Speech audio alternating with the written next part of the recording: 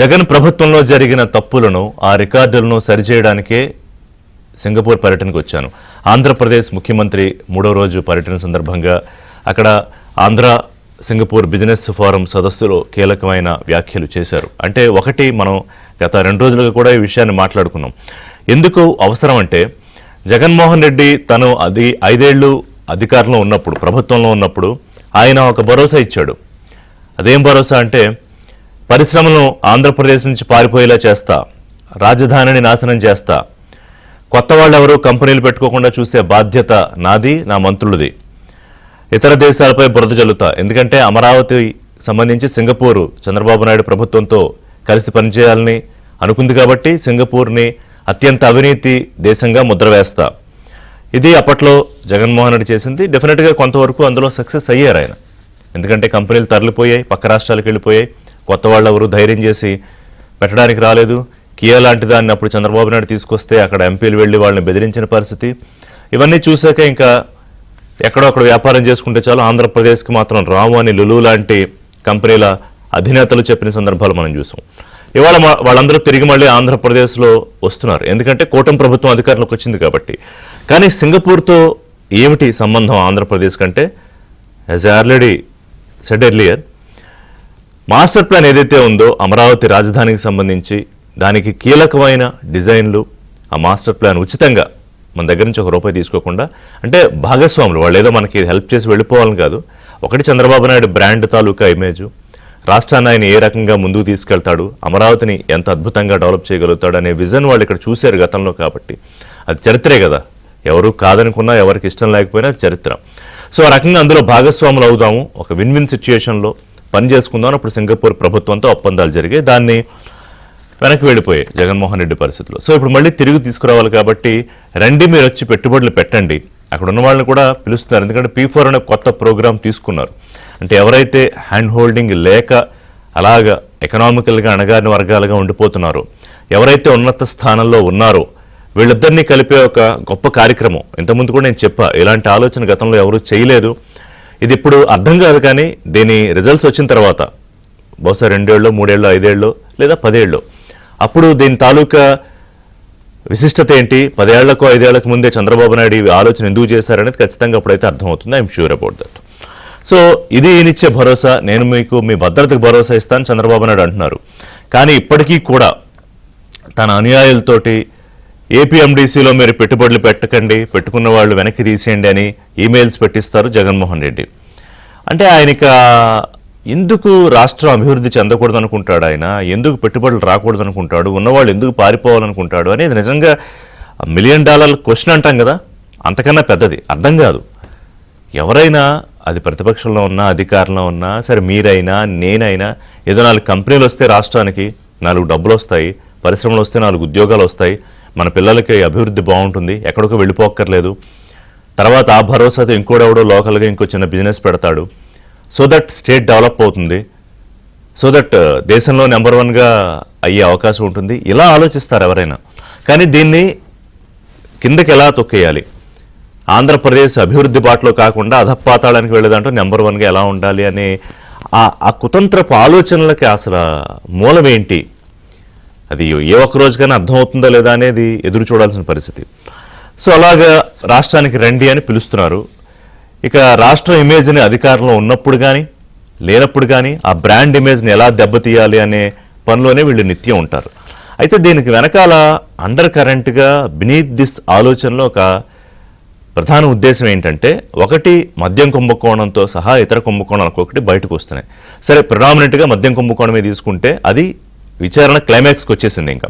ఎందుకంటే రాజ్ కసిరెడ్డి దగ్గర నుంచి మిథున్ రెడ్డి అరెస్టుల వరకు మొత్తం తీస్తే అంతా సిట్ అధికారులు తవ్విన తర్వాత ఏంటంటే ఇక జగన్మోహన్ రెడ్డి మిగిలిన్నాడు. ఎందుకంటే ఈ మొత్తం డబ్బంతా తీసుకెళ్ళి అక్కడ తాడేపల్లి ప్యాలెస్కో, అక్కడి నుంచి బెంగళూరుకో, అక్కడి నుంచి హవాలాకో, ఎందుకంటే ఇందులో ఇన్వాల్వ్ అయిన ఒకటి కాదు, 1000 కోట్ల ముడుపులు, విదేశీ లింకులు, హవాలా లావాదేవీలు. అందుకే దీంట్లో ఈడీ కూడా అడుగుపెట్టింది విచారణలో కీలకంగా.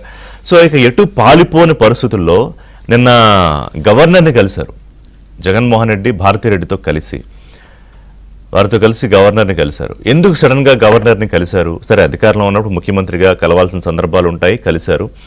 నిన్న వర్ల రామయ్య కూడా అడిగారు, మీరు మాజీ ముఖ్యమంత్రిగా వైఎస్ఆర్సీపీ నాయకుడిగా ఏదన్నా చెప్పడానికి ఏమన్నా మాట్లాడడానికి కలిసారా? లేకపోతే ఇక ఎటు పాలుపోవట్లేదు, ఆ ఉచ్చు బిగుసుకుపోతోంది కాబట్టి మరి ఆ కేసుల కోసమో లేకపోతే బయట పాడేయాలనో లేదైనా ఏదో జరిగిపోతుందని అప్పట్లోనే నెల రోజులకే రాష్ట్రపతి పాలన పెట్టాలని వెళ్ళారు కదా, అలా ఏమైనా కంప్లైంట్లు చెప్పడానికి వెళ్ళారా? ఏదో తేలాలి మరి, ఎందుకంటే ఆయన ఏం మాట్లాడలేదు బయటకు వచ్చి. సాధారణంగా ప్రశ్న అడ్రస్ చేస్తారు, ఇదిగో పలానా సందర్భం కోసం నేను గవర్నర్ని కలిశాను, పలానా వినతి చేశాము పలానా అని రిప్రజెంటేషన్ ఇస్తే ఎవరన్నా మాట్లాడతారు కదా. ప్రస్తుతం మరి ఆయన ఏం మాట్లాడలేదు. సో దట్ అది వ్యక్తిగతమైన కెపాసిటీలో నేను కలిసి ఏమన్నా మాట్లాడి ఉండొచ్చు, అది తెలియలేదు. టీడీపీ నాయకులు చెప్పాలి. నిన్న వరలరామయ్య గారు మాట్లాడారు. సో ఓవరాల్గా ఏంటంటే ప్రజాకోర్టులో ఒక దారుణమైన శిక్ష ఆయనకి ఆల్రెడీ పడింది. 151 నుంచి ఆ మధ్యలో అవి తీసేసి 11కే పరిమితం చేశారు. ఇక ఈ మద్యం కుంభకోణాలు చివరి దశకు వచ్చేసాయి. అలాగే తాజాగా విశాఖలో కూడా భారీ భూ కుంభకోణాలు, భూ కబ్జాల ఆ ఉదంతాలు కూడా, ఆ వ్యవహారాలు కూడా బయటకు వస్తున్నాయి. ఇంతకుముందే మనం అనుకున్నట్టు వైన్ అయిపోయిన తర్వాత ఇటు మైనింగు, అలాగే ల్యాండ్, శాండ్ ఇవన్నీ కూడా బయటకు వస్తున్న పరిస్థితుల్లో మరి ఏదైనా ప్రయత్నం చేస్తున్నారేమో జగన్మోహన్ రెడ్డి. రాజకీయంగా పార్టీ నిలబడాలి, రేపేదో చేసి అధికారంలోకి రావడం మాట కల్లే, ఆ విషయం ఆయనకి తెలుసు. కానీ అసలు ఈ అనిశ్చితిలో ఇటు పార్టీలో నాయకులు అలాగే క్యాడరు ఒక వాళ్ళ ఆత్మస్థైర్యం పడిపోయే పరిస్థితుల్లో ఏదన్నా ప్రయత్నం చేస్తున్నాడా ఈయన జగన్మోహన్ రెడ్డి అనేది కూడా చూడాలి. సో పెట్టుబడులు రాకుండా అడ్డుకునే కుట్ర, పెట్టే వాళ్ళ మీద అవినీతి ముద్రలు, కుంభకోణాల నుంచి బయటపడే దారులు వెతుక్కోవడాలు, అభివృద్ధి అంటే అసలు అర్థం తెలియదు, వాళ్లతో చంద్రబాబు నాయుడు రాజకీయం చేయాల్సి రావడం, నెంబర్ 1గా అయ్యే అవకాశం రాష్ట్రం ఈ పరిస్థితికి నెట్టేయడానికి కారణమైన ఈ వ్యవహారం మీద ఒకసారి చర్చిద్దాం. ఇళ్ళు మూసుకుపోయే కథ కంచికే అని అర్థమైపోయింది గత ప్రభుత్వంలో ముఖ్యమంత్రిగా పనిచేసిన జగన్మోహన్ రెడ్డి, అలాగే ఆయనతో పాటు ఈ స్కాముల్లో పాలు పంచుకున్న స్కామ్స్టర్స్ అందరికీ. మరి నిన్న గవర్నర్ని కలిసిన నేపథ్యం గురించి ఆయన ఏం మాట్లాడలేదు. తెలుగుదేశం పార్టీ సీనియర్ నాయకులు వరలరామయ్య ఇంక మరి కొంతమంది దీని మీద రెస్పాండ్ అయ్యారు. మరి ఆ కేసుల కోసమా లేకపోతే ఏమన్నా కంప్లైంట్ల కోసమా అని అది మాట్లాడదాం. అంతకన్నా ముందు సింగపూర్ పర్యటనకు సంబంధించి వైసీపీ నాయకులు, మాజీ మంత్రులు చేస్తున్న విమర్శల మీద నిన్న టీడీపీ పార్టీ అధికార ప్రతినిధి, biodiversity board chairman Neelayapalem Vijayakumar గారు ప్రెస్ మీట్ పెట్టి మాట్లాడారు. ఇప్పుడు డిబేట్లో వారు జాయిన్ అవుతున్నారు. నీలాయపాలెం విజయకుమార్ గారు, శివశంకర్ గారు, జనసేన పార్టీ సీనియర్ నాయకులు, కిలారు నాగార్జున గారు, విశ్లేషకులు. నమస్కారం అండి. సో విజయ్ గారు, నిన్న మీరు మాట్లాడిన అంశాల్లో చూశాను నేను, మీ ప్రెస్ మీట్ కూడా ఆ తర్వాత చూశాను. అయితే అందులో కీలకంగా మీరు మాట్లాడిన విషయాలు కరెక్టే. ఉన్న 5 ఏళ్లలో అసలు మీరు ఎక్కడికో చాలా లోతుకే వెళ్ళారు, కానీ అసలు అభివృద్ధి, మీరు పారిశ్రామికీకరణ అన్నారు, అభివృద్ధి అంటేనే అర్థం తెలియని వాళ్ళతో ఇవాళ మీరు రాజకీయం చేస్తున్నారు. మీరు, మీ పార్టీ నాయకులు, సీనియర్ నాయకులు చంద్రబాబు నాయుడు గారు, అలాగే బీజేపీ కానీ జనసేన కానీ. సో ఇక ఏం ఎక్స్పెక్ట్ చేస్తాం? Is of business, speed of doing business, ఇవన్నీ చాలా ఆల్జీబ్రా కన్నా కఠినమైన పదాలు వాళ్ళ దృష్టిలో. సో ఏంటి వీళ్ళ ఇంటెన్షన్ ఏంటి విజయ్ గారు?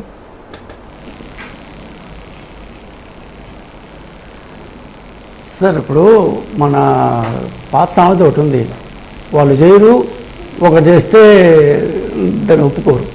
సో 5 సంవత్సరాల పాటు ఒక్క కంపెనీ కూడా పొరపాటును కూడా కనీసం తేకుండా ఒక బోగస్ సిఏ సబ్మిట్ చేసి దాంట్లో 13 లక్షల కోట్లు వచ్చాయని చెప్పి దాంట్లో దాదాపు 11 లక్షల కోట్లకు పైగా కేవలం సోలార్ కంపెనీలతో దాన్ని ఎంఓఎల్ చేసుకొని ఏదో చేసేసామని చెప్పి 5 సంవత్సరాల పాటు హ్యాపీగా వాళ్ళు గడిపేసి ఈరోజు ఏమంటారు కంపెనీలు వరుస పెట్టి వస్తుంటే మేమేమి ఏమంటారు గాల్లో మేము మాట్లాడట్లేదు.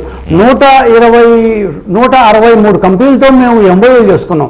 దాంట్లో 158 కంపెనీలతో భూమి కూడా కేటాయించాలి, పలానా చోట కేటాయించాలి, పలానా ఊళ్ళో కేటాయించాలి, పలానా చోట కేటాయించాలి అని కూడా మేము దాన్ని ఒప్పందాలు చేసుకున్నాం.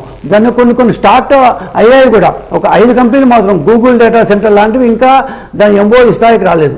సో ఇంత పకడ్బందీగా ఇంత స్ట్రాటజిక్గా మేము ముందు పోతున్నప్పుడు ప్రతి దానికి ఏది స్టార్ట్ చేయని ఏమంటారు, మీ దాన్ని ఇచ్చారు, దీన్ని ఇచ్చారు, దానికి ఎక్కువ ఇచ్చారు, దీనికి ఎక్కువ ఇచ్చారు. మేము స్పష్టంగా ఇప్పుడు కూడా చెప్తున్నాము, ప్రతి భూ కేటాయింపు మీద ఏ భూ కేటాయింపు చేసినా ఏ కంపెనీకైనా దాని మీద చర్చకు సిద్ధంగా ఉన్నాము. ఇదేదో రహస్యంగా చేసింది కాదు, చాలా ట్రాన్స్పరెంట్గా చేశాము. అసెంబ్లీకి వాళ్ళు రారు కాబట్టి అసెంబ్లీలో ఏం మాట్లాడాలో వాళ్ళు తెలియదేమో. అసెంబ్లీలో పూర్తిగా చర్చించాము, క్యాబినెట్లో కూడా పూర్తిగా చర్చించిన పిమ్మటే ప్రతి ఒక్కరికి ఏమంటారు 99 పైసలకి టీసీఎస్కు ఇవ్వడమైనా, 55 లక్షల రూపాయలకి ఉత్సాహ క్లస్టర్స్కు ఇవ్వడమైనా, వాళ్ళు చెప్పినట్టు సత్వాకి ఇవ్వడమైనా ప్రతిదీ సో ప్రతిదానికి ఒక పాలసీ ఉంది, ప్రతిదానికి ఒక క్యాబినెట్ దాని అప్రూవల్ ఉంది, ప్రతిదానికి ఒక అసెంబ్లీలో చర్చ చేశాము. ఏ పాలసీకి ఇంకో పాలసీ సంబంధం ఉండదు. ఐటీ క్లస్టర్స్కి ఒక పాలసీ అయితే దాని సోలార్కి ఇంకో పాలసీ ఉంటుంది, అన్నిటికీ ఒకే గాడి కట్టలేదు. సో ఇది చాలా సిస్టమేటిక్గా స్ట్రాటజిక్గా చేసింది. సో ఇంకా ప్రతిదానికి మేము ఏడుస్తాము అంటే, ఇప్పుడు మీరు వాళ్ళు ఉన్నప్పుడు నేను ఒక 4-5 పేర్లు అవుతాను సార్ ఈ కంపెనీలు. Franklin Templeton, HCL, IBM, fintech, HSBC, Lulu group, BR Shetty group, AP paper పరిశ్రమ, 17 కియా అనుబంధ సంస్థలు, అశోక్ లేలాండ్, అమర్ రాజా, ఇవన్నీ ఈ లిస్ట్ అంతా నేను చదివింది జగన్మోహన్ రెడ్డి 5 సంవత్సరాల్లో ఆంధ్రప్రదేశ్ నుంచి తరివేసిన సంస్థలు. ఎవరన్నా వచ్చిన సంస్థల గురించి పెద్ద లిస్ట్ అవుతారు. నేను ఇప్పుడు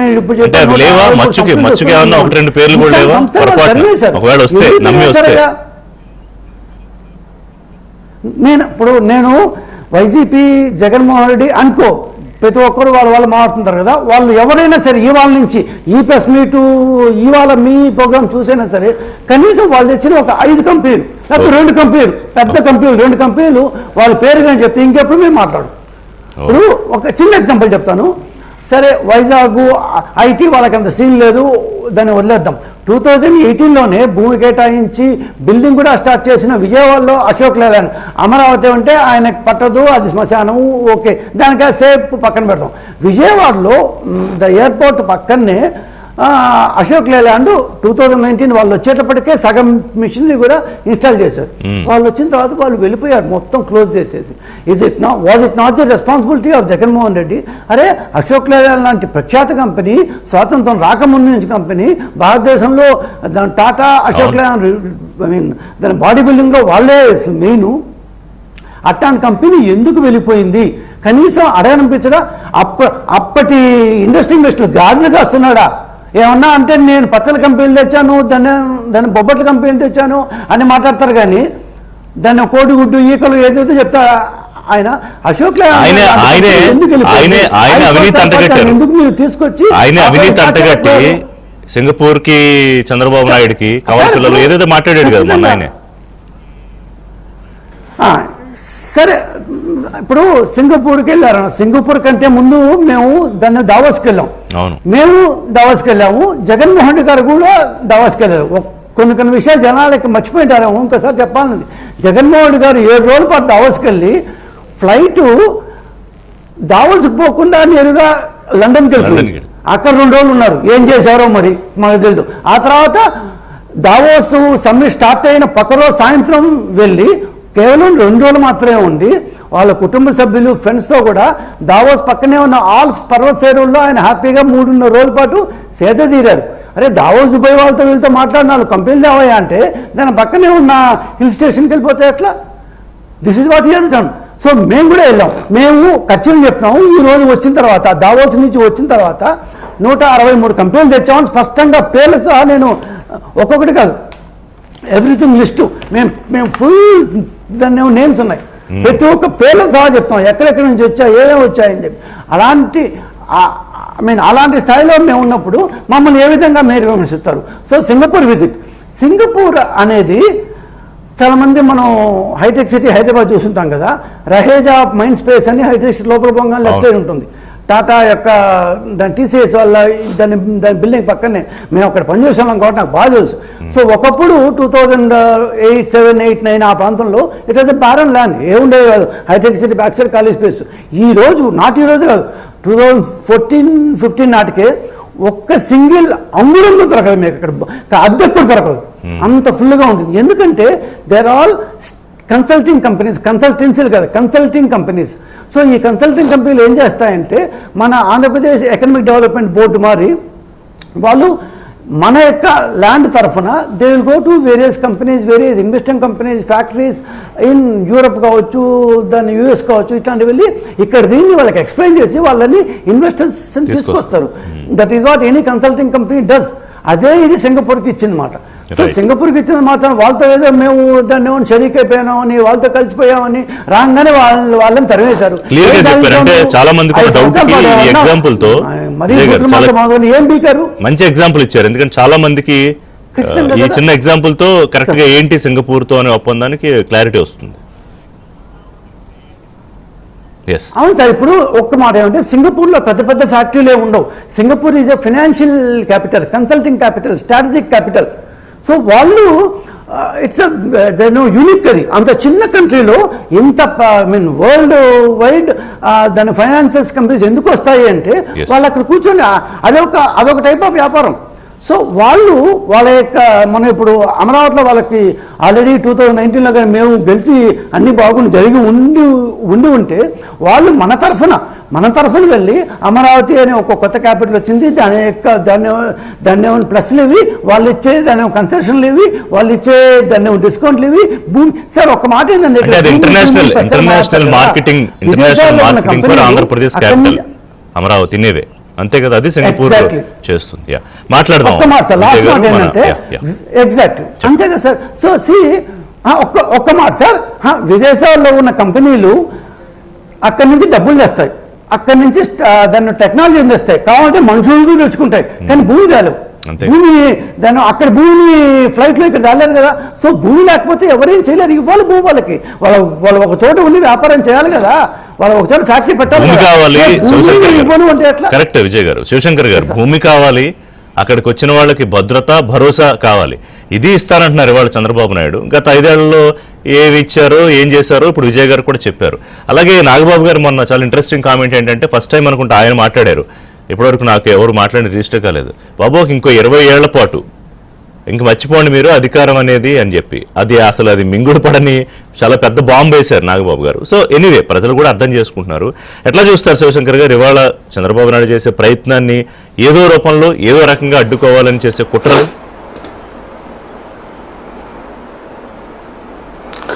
రిషి గారు గుడ్ మార్నింగ్ అండి. చర్చలో పాల్గొంటున్న విజయ్ కుమార్ గారు, నాగార్జున గారు, ఏబిఎన్ ప్రేక్షకులందరికీ కూడా వెరీ గుడ్ మార్నింగ్. నమస్కారం.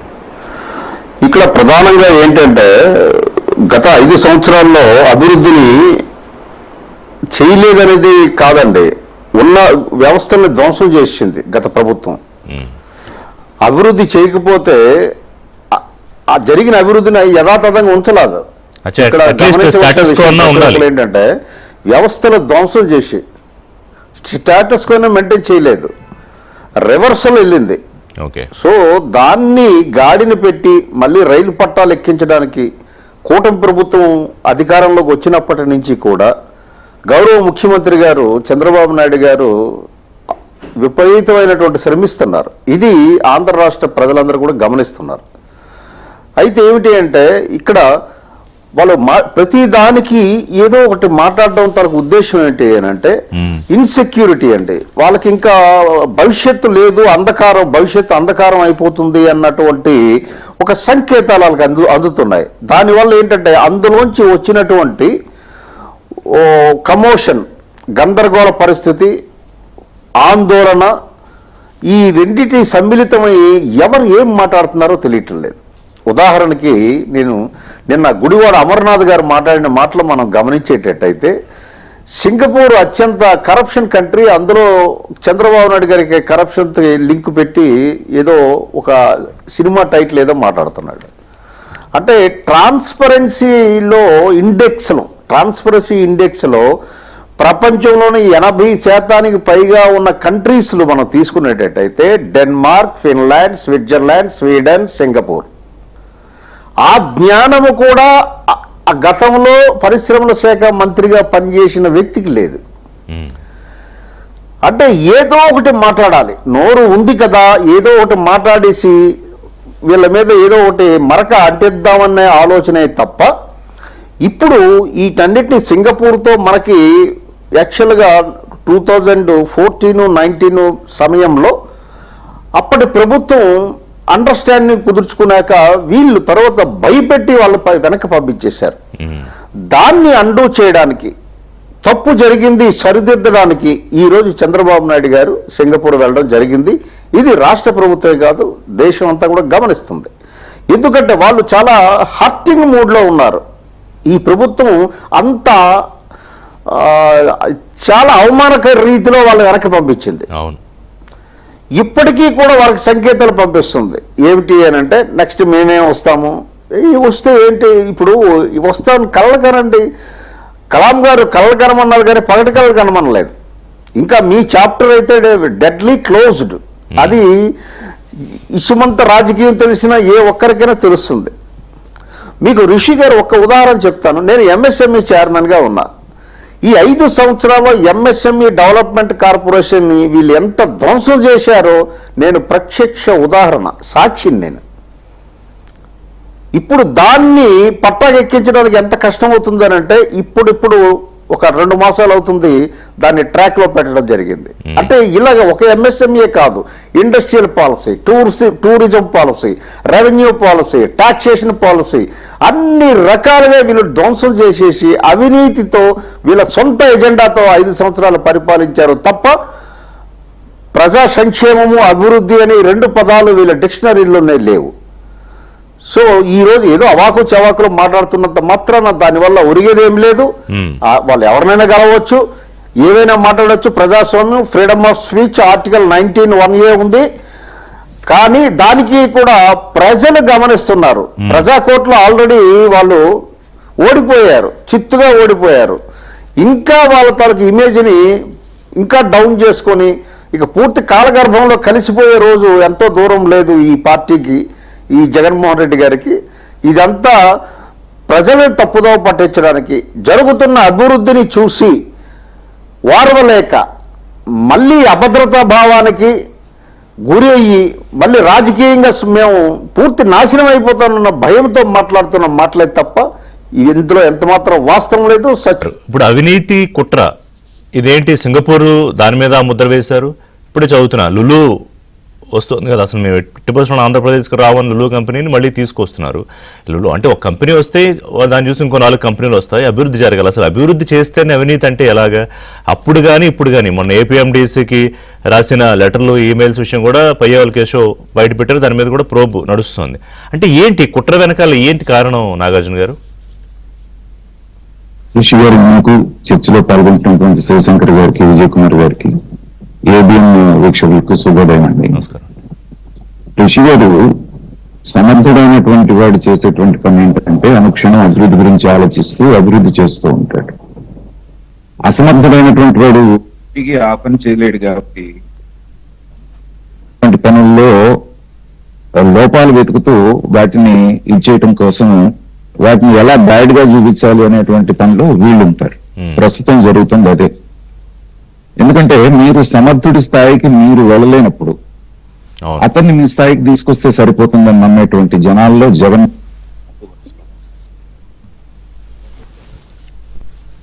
ఎలా అభివృద్ధి కార్యక్రమాలు జరిగినాయో మనం చూసాం. హలో, మాట్లాడండి. మధ్యలో 1-2 వర్డ్స్ మిస్ అవుతున్నాయి, బట్ ప్లీజ్ కంటిన్యూ నాగార్జున.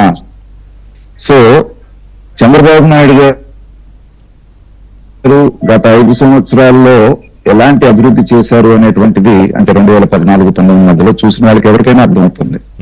కాబట్టి ఆ స్థాయిలో జగన్మోహన్ రెడ్డి గారు పని చేయలేనప్పుడు చేయగలిగింది ఏంటంటే ఆ రోజున జరిగిన ప్రతిదీ కూడా అక్రమం, అన్యాయం అని చెప్పేసి ప్రజల్ని నమ్మించడానికి ప్రయత్నం చేస్తే సరిపోతుంది. ఇతనేం పని చేయాల్సిన పని లేకుండా. చెప్పాలంటే గత 2019 నుంచి 24 మధ్యన జరిగినటువంటిది ఎగ్జాక్ట్లీ ఇదే జరిగిందండి. ప్రపంచ స్థాయి రాజధాని మన ఆంధ్రలో కావాలి, ఒక గ్రోత్ ఇంజిన్ కావాలి, ఒక హైదరాబాద్ లాగా నిరంతరం శ్రమించి సింగపూర్ లాంటి వాళ్ళని తీసుకొచ్చి మాస్టర్ ప్లాన్ తయారు చేయించి ఇంత తయారు చేసిన తర్వాత ప్రజలకు మాటలు చెప్పి అధికారంలోకి వచ్చినటువంటి జగన్మోహన్ రెడ్డి గారికి ఎదుగుదిగా చేయడం చేతగాదు. కాబట్టి ఏంటంటే చంద్రబాబు నాయుడు గారు చేసిన మొత్తం కూడా అవినీతిమయం. సింగపూర్ అనేటువంటి ఇంకా వాళ్ళు ఎంత తంపరతనం అంటే ఇందాక చెప్పినట్టుగా అమర్నాథ్ అత్యంత అవినీతి పరి దేశం సింగపూర్ అని ముద్ర వేయడానికి కూడా తెగించారంటే ధన్యవాదాలండి. అలాగే పునాదుల్లో ఉండి 10% కూడా పూర్తిగానటువంటి పోలవరాన్ని పరుగులెత్తించి 72% పూర్తి చేస్తే దాంట్లో అవినీతి జరిగిందని చెప్పి రివర్స్ టెండరింగ్ అని పేరు పెట్టి దాని ఎలా నాశనం చేశారు 5 సంవత్సరాలు అనేటువంటిది మనం చూసాం. అలాగే చౌకగా విద్యుత్ వస్తూ ఉంటే పవర్ పర్చేజ్ అగ్రిమెంట్లు చంద్రబాబు నాయుడు గారు కుదుర్చుకుంటే దాంట్లో అవినీతి జరిగిందని చెప్పేసి ఎలా దాన్ని చేశారో మనం చూసాం. అలాగే ఫైబర్ నెట్ అనేటువంటిది అత్యంత చాలా తక్కువ ఖర్చుతో 100 కోట్లు అవుతుందన్న దాన్ని కూడా 100 కోట్ల లోపలే ఆ కరెంట్ పోల్స్ తర్వాత టెలిఫోన్ పోల్స్ ని వాడుకొని ఎలా ఇచ్చారు అనేటువంటిది మన కళ్ళ ముందు మనం చూసాం. దాన్ని కూడా అవినీతి ముద్రేసి, అలాగే ప్రజలందరికీ నిర్మాణ రంగం బాగుండాలని చెప్పి ఉచిత ఇసుక విధానం తీసుకొస్తే దాని మీద ఒక కేసు. కాబట్టి ఏంటంటే ఇదంతా చంద్రబాబు నాయుడు గారు చేసిందంతా కూడా అవినీతే. కాబట్టి నేను అవినీతి కార్యక్రమాలు చెయ్యను, నేనేదో ఉద్దేశిస్తాను మీ జీవితాలని చెప్పి రావటం వల్ల జగన్మోహన్ రెడ్డి గారు అధికారంలో రావటానికి పనికొచ్చింది, కానీ పాలనలో చేయాలో ఆయనకి తెలియదు. ఇప్పుడు 16 నెలలు జైల్లో ఉండి ఆయన అవినీతి పరుడు అని చెప్పేసి అందరూ ప్రజలు భావిస్తున్నారు. కాబట్టి చంద్రబాబు నాయుడు గారి మీద కూడా అవినీతి పరుడు ముద్రేసి 4 రోజులు జైల్లో పెడితే నేను ఆయన సమానం అనేటువంటి భావన ప్రజల్లోకి తీసుకెళ్లాలనేటువంటిది, ఆ భావనతోటి చంద్రబాబు నాయుడు గారిని లోపల పెట్టారు. ఆయన బెయిల్ మీద ఉన్నాడు, నేను బెయిల్ మీద ఉన్నాను. చంద్రబాబు నాయుడు గారికి నాకు తేడా అంటే అభివృద్ధిలో ఎలాగూ సమానం కాలేని ఎప్పటికీను, సో అవినీతిలో ఆయన నాతో సమానం చేయాలి అనే ప్రయత్నం చేశాడు. అయితే ఖచ్చితంగా ఈ సందర్భంగానండి ఒక మాజీ ఐఏఎస్ ఆఫీసర్ గారు, పేరు అనవసరం కానీ నాకు మంచి బాగా క్లోజ్ గా ఉండేవారు. ఈ ప్రజలందరూ కూడా 2019 ముందు అంతా ఏం మాట్లాడుకునే వాళ్ళంటే ఎవరు చేయలేరు అవినీతి, అందరూ చేస్తారనేటువంటి ఒక నెరేటివ్ క్రియేట్ చేసి ప్రజల్లోకి బాగా బంధించారు. ఆ సందర్భంగా ఆయన నాతో మాట్లాడుతున్నటువంటి మాట ఏంటంటే, నాగార్జున గారు వీళ్ళు అవినీతిని జర్నలైజ్ చేస్తున్నారు. ఇక్కడ వచ్చేటువంటి అని ఒక చిన్న ఉదాహరణ చెప్పాను. నేను అది చాలా మంది చెప్పాను, నాకు బాగా కట్ అయింది. ఇంకోసారి చెప్పండి. అవినీతిని జనరలైజ్ చేస్తున్నారు, అవినీతిని జనరలైజ్ చేస్తున్నారు. కానీ దాన్ని వివరంగా మనం చెప్పాలంటే చిన్న ఉదాహరణ చెప్తాను నాగార్జున గారు మీకు. జంతువులు నీళ్లు తాగేది 3 రకాలుగా తాగుతాయండి.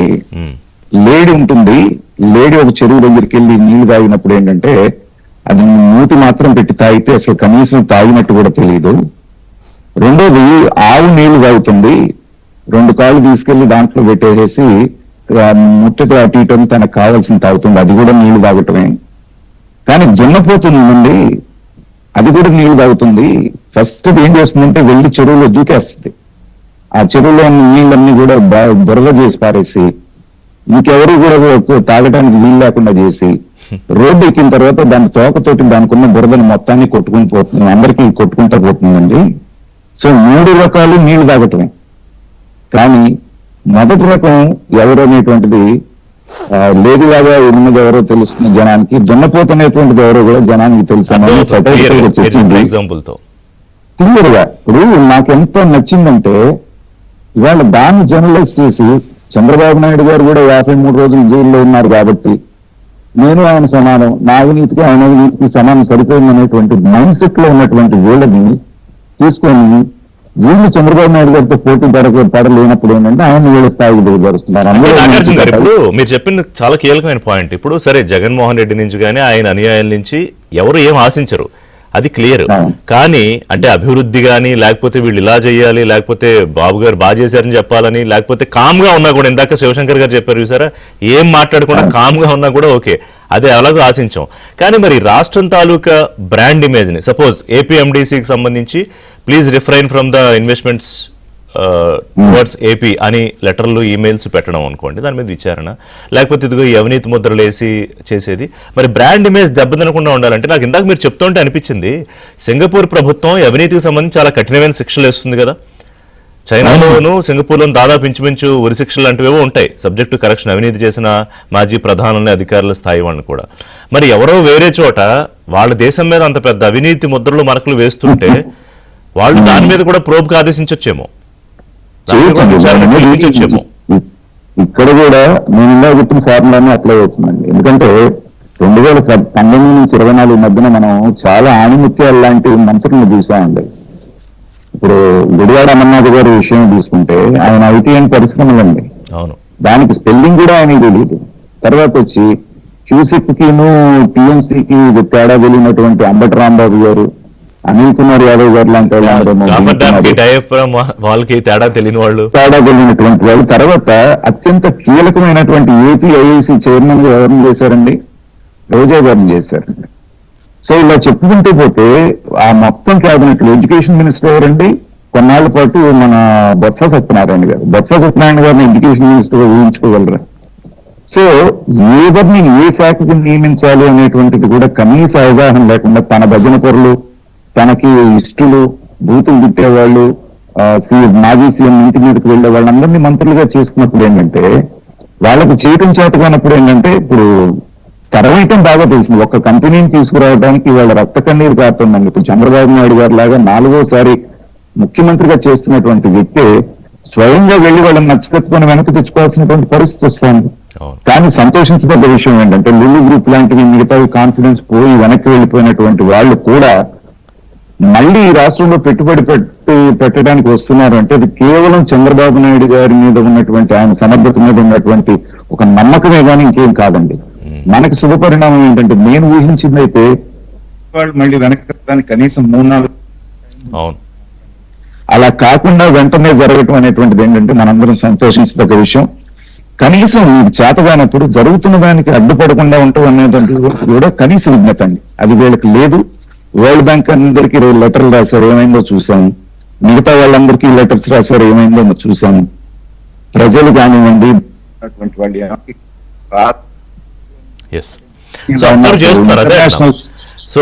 ఇంటర్నేషనల్ వచ్చే పరిణామాన్ని పరిశీలించేటువంటి వాళ్ళకి అవగాహన లేదండి.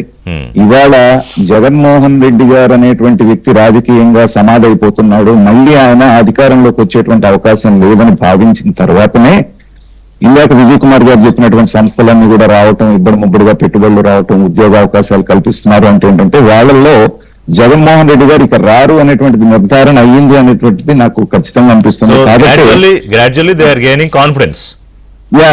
అది ఖచ్చితంగా జరుగుతుంది. సింగపూర్ కూడా ఇవాళ చంద్రబాబు నాయుడు గారు వాళ్ళని ఒప్పించి మళ్ళీ తీసుకురాగలిగితే 100% అది పూర్తయినట్టు. మద్యం కుంభకోణం కదా క్లైమాక్స్ చేరుకుందని చెప్పాం కదా. ఇక మొత్తం ఆ సిట్ అంతా పూర్తిగా విచారణ చేసిన తర్వాత తన దాకా వచ్చేసిందని ఆయనకు అర్థమైంది. రకరకాల ప్రయత్నాలు చేశారు. పరామర్శల పేరుతో బల ప్రదర్శనలు, చంపుకుపోవడాలు, తొక్కించడాలు, మామిడిపళ్ళు ఇవన్నీ చూసాం. అంటే ఫీజు పోరు, రైతు పోరు, రీకాలింగ్ మేనిఫెస్టోలు, ఏ ప్రోగ్రామ్ తీసుకున్నా ఏడాది కాలంలో ఫెయిల్ అయిపోయాయి. సో మరి నిన్న గవర్నర్ గారి దగ్గరికి వెళ్ళారు. అదేంటో వాళ్పత్రికల్లో చూశాను, ఏమీ రాలేదు దాని గురించి. వరలరామయ్య గారు మరి ఎందుకు వెళ్లారు? కేసులా కంప్లైంట్ విచారణ క్లైమాక్స్ దశకు చేరుకుంది. అలాగే వేల కోట్ల ముడుపులు, విదేశీ లింకులు, హవాలా వ్యవహారాలపై ఈడీ కూడా అడుగుపెట్టింది. డీటెయిల్స్ తీసుకుని సిటీ దగ్గర విచారణ ప్రారంభించింది. సో ఇక ఎటు పాల్పోని పరిస్థితి. చేసిన తప్పు ప్రజాకోర్టులో శిక్ష పడింది. ఇక్కడ న్యాయస్థానాల ముందే మిగిలింది. కొంత ప్రయత్నం చేశారు ఏడాదిలో, పరామర్శలని, లేకపోతే కుట్రలు చేసే ప్రయత్నం, లేకపోతే అవినీతి అంటగట్టే ప్రయత్నం. ఇవేం వర్కౌట్ కాక మరి ఇంకో ప్రయత్నం ఏమైనా చేస్తున్నారు విజయ్ గారు? ఎలా చూడాలి? అంటే విషయం ఏదో మనకు తెలియదు. మరి గవర్నర్ గారి దగ్గరికి భార్యతో కలిసి సతీ సమేతంగా వెళ్ళారు నిన్న జగన్మోహన్ రెడ్డి గారు. ఏమన్నా మీ దగ్గర డీటెయిల్స్ ఉంటే చెప్పండి. అంటే చాలా మంది ఏమనుకుంటున్నారంటే జగన్ పొలిటికల్ జర్నీకి క్లైమాక్సా అని మాట్లాడుకుంటున్నారు.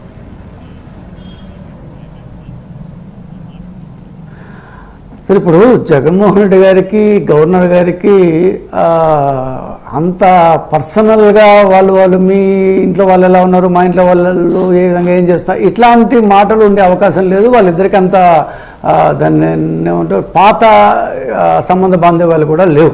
సో ఒకవేళ ఉన్నా కూడా అది ఇప్పుడు దీంట్లో వచ్చే అవకాశం లేదు.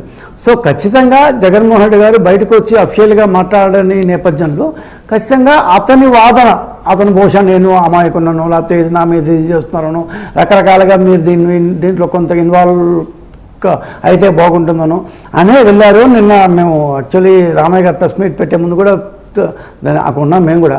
So what should be the intention అనేది డిస్కస్ చేయడం జరిగింది. కాకపోతే ఇక్కడ మాకు అర్థమైంది ఏంటంటే, మా పార్టీ వాళ్ళగా మాకు అర్థమైంది ఏంటంటే, ఖచ్చితంగా జగన్మోహన్ గారు గవర్నర్ని రిక్వెస్ట్ అయిన వెళ్ళారు, దీన్ని స్లో డౌన్ చేయండినో, లేకపోతే దీంట్లో నాకేం పెద్ద సంబంధం లేదనో, లేకపోతే దీన్ని చంద్రబాబు నాయుడు గారు నా మీద దాన్ని కక్ష తెచ్చుకున్నాను, ఏదో ఆయన యొక్క వాదన. కానీ ఇక్కడ మామూలు ప్రజలు అర్థం చేసుకున్న ఒక్క పాయింట్ ఏంటంటే, ఫస్ట్ పాయింట్ 2,72,000 కోట్లు, 2,72,000 కోట్ల రూపాయలను నేను బటన్ నొక్కి జనాలకు పంచాను అని చెప్పిన జగన్మోహన్ రెడ్డి గారు 1,01,000 కోట్ల లిక్కర్ షాపుల్లో డబ్బులు మాత్రం ఏమాత్రం యూపీఐ కాదు, క్రెడిట్ కార్డు కాదు, ఇంకోటి కాదు ఏమి కాదు, ఇస్తే 100 రూపాయల నోటు, 100 రూపాయలకి ఏది రాదు కాబట్టి 200, 500 రూపాయల నోట్లు ఇవే ఇవ్వాలి, కేవలం క్యాష్ ఇవ్వాలి. అంటే ఖచ్చితంగా ఈ మనీ ట్రైల్ అనేది క్యాష్ రూపంలోనే దాని జరిగింది. సో మనకు 1,00,000 ఎగ్జాంపుల్ వచ్చాయి. ఇప్పుడు ఈ క్యాష్ రూపంలో తీసుకున్న దాన్ని గోతాల్లో పెట్టి ఏ విధంగా మనం వీడియోలు చూసాము, ఎక్కడెక్కడ ఉన్నాయి. సో ఖచ్చితంగా ఈ లిక్కర్ స్కామ్లో డబ్బు కమిషన్ రూపంలో ముట్టింది అనేది నిర్విధాంశం, దానిలో ఎవరికి ఏ డౌట్ లేదు. కాకపోతే ఈ 11 మంది జైల్లో ఉన్న వాళ్ళు, 9 మంది బయట విదేశాల్లో ఉన్న వాళ్ళు, వీళ్ళ యొక్క దాన్ని స్ట్రాటజిక్ దాన్ని మొబైల్ లొకేషన్స్ ఇవన్నీ చూసిన తర్వాత, వీళ్ళు పెట్టుబడి పెట్టిన ప్రాంతాలు సెక్టార్స్ అన్ని చూసిన తర్వాత ఈ మనీ ట్రైల్ ఎక్కడికి పోతుంది అంటే సింపుల్గా ఒక మాట, బిగ్ బాస్ ఏమి ఫలానా సజ్జల శ్రీధర్ రెడ్డి, ఫలానా రాజ్ కచిరెడ్డి ఇంకోటో సంపాదించుకుంటూ ఉంటే, వేల కోట సంపాదించుకుంటూ ఉంటే చూస్తూ ఉండేంత అమాయకుడు బిగ్ బాస్ కనే కాదు. సో ఖచ్చితంగా అంతిమ లబ్ధిదారు బిగ్ బాసే అనేది ప్రతి ఒక్కరికి అర్థమైంది. సో మనీ ట్రైన్ చివరికి అన్ని వేళ్ళు ఆయన పక్కే పోతున్నాయి. అన్ని ఏమంటారు, ఏ పెట్టుబడులు ఎక్కడ పెట్టారో అన్ని ఆయన వైపే చూపిస్తున్నాయి. So the compass is finally going and landing at the doorstep of Big Boss. So ఈ బిగ్ బాస్ అనేది దాదాపు ప్రూవ్ అయిపోయిన నేపథ్యంలో బహుశా చివరి ప్రయత్నంగా ఆయన గవర్నర్ దగ్గరికి పోయిండొచ్చు, లేకపోతే గవర్నర్తో మీరు ఒకసారి, ఇప్పుడు ఆయనకి ప్రైమ్ మినిస్టర్ ఇంటర్వ్యూ ఇవ్వలేదు, నాకు తెలిసి ఈ మధ్యకాలంలో అసలు ఆయన ఇంటర్వ్యూ లేదు. హోమ్ మినిస్టర్ దగ్గర ఆల్మోస్ట్ దాన్ని లాక్ చేశారు. సో ఇంకా ఫైనల్ గా ఆయనకి గవర్నర్, ఈ రాష్ట్ర గవర్నర్ కాబట్టి ఆయనకు 11 సీట్లు వచ్చినా నేనే ప్రతిపక్ష నాయకుడు అంటున్నారు కాబట్టి ఒక చిన్న ప్రయత్నం చేశారేమో అని మా యొక్క ఉద్దేశం. కాకపోతే పోలీసు వాళ్ళు సిట్ అంత డీటెయిల్ గా ఉన్నప్పుడు చాలా కష్టమైంది. ఇంకా శివశంకర్ గారు, ఒకటి అదై ఉండొచ్చు, లేదా రెండోది ఏంటంటే బయట చెప్తున్నట్టుగా ఇప్పుడు మన సజ్జల గారు చెప్పినట్టు అందరూ అమాయకులు, కక్షపూరిత కేసులు, మా వాళ్ళందరూ సత్యహరిశ్చంద్రులు లేకపోతే స్వతంత్ర పోరాట యోధులు వీళ్ళని తీసుకెళ్లి జైల్లో పెడతారా అన్నట్టు కంప్లైంట్ కూడా అయి ఉండొచ్చా బహుశా? ఏదైనా బయటికి చెప్పొచ్చు కదా, అందులో రహస్యం అదైతే బయటికి చెప్తారు. అంటే బయటికి చెప్పే అలవాటు లేదండి, ఇప్పుడు కూడా లేదు. ఆయన ప్రస్తుతం మాట్లాడే సందర్భాలు చాలా తక్కువ. అయితే ఇప్పుడు గవర్నర్ గారి కలియడంలో నేనేమనుకుంటున్నానంటే, మీరు చెప్పినట్లు మా వాళ్ళందరూ కూడా అన్యాయంగా జైల్లో పెడుతున్నారని ఒక కంప్లైంట్ చేయడానికి వెళ్ళి ఉంటారు అని నేను అనుకుంటున్నానండి. ఎందుకంటే గవర్నరు రాజ్యాంగ రక్షకుడు రాష్ట్రానికి. సో రాజ్యాంగబద్ధంగా ఈ ప్రభుత్వం పరిపాలించటం లేదని చెప్పి తద్వారా ఫేవర్ సంపాదించాలన్న ఉద్దేశంతో ఆయన ఇల్లు ఉంటాడు తప్ప, ఈ ఎంక్వైరీలు అవినీతుల గురించి గవర్నర్ గారితో ఆయనే మాట్లాడతాడండి. ఇప్పుడు ఇది ప్రభుత్వం దాని మీద సిట్టు వేసింది, దర్యాప్తు జరుగుతుంది, అది పూర్తిగా విచారణలో తేలుతుంది. దాంట్లో గవర్నర్ గారి జోక్యం ఉండదండి. కానీ ఇక రేపు మాపో సిట్ అధికారులు వచ్చి అరెస్ట్ చేస్తారు అనే నేపథ్యంలో అందుకని కొంచెం ప్రాధాన్యం సంతరించుకుంది. అంటే ఏమవుతుందంటే, ఇలా మా వాళ్ళందరినీ ఇలా పెట్టేశారు, రేపు నన్ను పెట్టేసినా ఆశ్చర్యపోలేదు. అంటే ప్రభుత్వం మీద ఒక నింద అభాండం వేసి అన్యాయంగా చేస్తుంది ఈ ప్రభుత్వం అని. ఇప్పుడు నాలుగుతో మాట్లాడితే నిజాలు మంచి మంచి పదాలు వస్తాయి, తాటిమట్ట ఉంటుంది. వైసీపీ నాయకులందరికీ నోట్లో తాటిమట్ట ఉంటుంది, ఏం మాట్లాడతారో వాళ్ళకే తెలియదు. నేను అనేక సందర్భాల్లో చెప్పాను. అందుకని గవర్నర్ దగ్గరికి వెళ్ళి ఆ రకంగా ఫేవర్ సంపాదించాలన్నటువంటి ఒక దురుద్దేశంతో ఇల్లు ఉండొచ్చు. కానీ సిట్లో అయితే అన్ని నిజాలు తేలుతాయి. అసలు నా దృష్టిలో అయితే నేను అనేక సందర్భాలు రిషి గారు చెప్పాను, ఇది 3,000 కోట్ల స్కామ్ కాదు, 18,000 కోట్ల పైచిలుకు స్కామ్. ఇది చాలా భారతదేశంలోనే అత్యంత పకడ్బందీగా డిజైన్ చేసిన స్కామ్ ఇది, లిక్కర్ స్కాము. ఇది అంత తేలిగ్గా విడిచిపెట్టకూడదు, ఇన్వెస్టిగేషన్ లిగ్గుదేల్చి ప్రతి ఒక్కరిని జైల్లో పెట్టాలని చెప్పేసి అనేక సందర్భాల్లో నేను డిబేట్లో మాట్లాడాను. ఎందుకు అంటే ఇంత ధ్వంసం చేసి, వ్యవస్థలను ధ్వంసం చేసేసి, ఒక ప్రజాస్వామ్యంలో ప్రజలు ఇచ్చినటువంటి రాజ్యాంగబద్ధమైన పదవిలో ఉండి ప్రజాకంటకుడుగా పరిపాలించిన చరిత్ర ఈ దేశంలో ఉంది. ఏదైనా ఉందంటే అది ఆంధ్రప్రదేశ్లో గత ప్రభుత్వం చేసినటువంటి పాలన. కాబట్టి ఇది బెస్ట్ కేస్ స్టడీ, ప్రపంచంలోనే కేస్ స్టడీ. ఒక పాలకుడు ఏది చేయకూడదు, దీని మీద రీసెర్చ్లు కానీ ఎవరైనా యూనివర్సిటీ స్టూడెంట్ చేస్తే నాకు తెలిసి ఒక 20 PhDలు వస్తాయి. నాగార్జున గారు ఏం చెప్తారు? గవర్నమెంట్ ఎలా పరిపాలించకూడదు సార్, ఇక్కడ కీలకంగా మనం చూడాల్సిన ఋషి గారు, జగన్మోహన్ రెడ్డి గారు సతీ సమేతంగా వెళ్ళారు గవర్నర్ గారి దగ్గర. అవును. అది మనం అండర్లైన్ చేసుకోవాల్సినటువంటి విషయం. ఎందుకంటే భార్యను తీసుకొని వెళ్ళటం అనేటువంటిది చాలా అతి కొద్ది సందర్భాల్లోనే మనం చూడటం. ఈవెన్ వెంకటేశ్వర స్వామికి పట్టు వస్త్రాలు ఇచ్చేటప్పుడు కూడా ఆమెను తీసుకెళ్ళరా. వెళ్ళలేదు. అవును. అయితే నాకుగా ఒక రాజకీయ విశ్లేషకుడిగా నాకు అనిపిస్తుంది ఏంటంటే జగన్మోహన్ రెడ్డి గారి భవిష్యత్తు ఎలా ఉండబోతోంది అనేటువంటిది ఇప్పుడిప్పుడే ఆయనకి క్లారిటీ వస్తుంది అనుకుంటున్నానండి. ఎందుకంటే ఒక్కొక్కటిగా దారులన్నీ మూసుకుపోతుంటాం. తర్వాత ఢిల్లీతో ఉన్నటువంటి సంబంధాలు కూడా కొంతవరకు క్షీణిస్తున్నాయి అనేటువంటిది, బాగా క్షీణించినాయి అనేటువంటిది కర్ణాకర్ణిగా మనం వింటున్నటువంటి సందర్భంలో ఏంటంటే తన దాకా వచ్చేసింది అనేటువంటిది అర్థమవుతున్న సందర్భంలో జగన్మోహన్ రెడ్డి గారు బాగా ఎప్పుడు కూడా ఆయనకు ఒక తురుపు ముక్క వాడతారు. ఆయన సింపతి కార్డు ప్లే చేస్తారు. అసలు ఆయన అధికారంలోకి వచ్చిందే రాజశేఖర రెడ్డి గారి బిడ్డగా మా నాన్న అయిపోయాడు అనేటువంటి దాంతో వచ్చినటువంటి వ్యక్తి ఇవాళ ప్రజల్లో సానుభూతి పొందటానికి ఏ రకమైన అవకాశాలు ఉన్నాయో అవన్నీ ప్రయత్నం చేస్తూ ఉన్నారు. అలాగే ఏ యొక్క అవకాశాన్ని తను బయటపడటానికి ఉన్నటువంటి దాంట్లో వదులుకోకుండా ఇప్పుడు ఆయన బాడీ లాంగ్వేజ్ లో చూసినా, ఆయన మాట్లాడే విధానంలో చూసినా ఆ కాన్ఫిడెన్స్ లెవెల్స్ కనపడట్లేదు మనకి. కాబట్టి ఏంటంటే గవర్నర్ గారి దాకా వెళ్ళి ఇందాక శివశంకర్ గారు చెప్పినట్టుగా పైన మాట్లాడేది ఏంటంటే ఇదిగో రాష్ట్రంలో అరాచకం జరిగిపోతుంది, నా మీద వెంగట్ట పాలిటిక్స్ జరుగుతున్నాయి చెప్పినప్పటికీ లోపాయకారిగా ఏదన్నా రిక్వెస్ట్ చేసుకోవడానికి అవకాశం ఉందేమో అనేది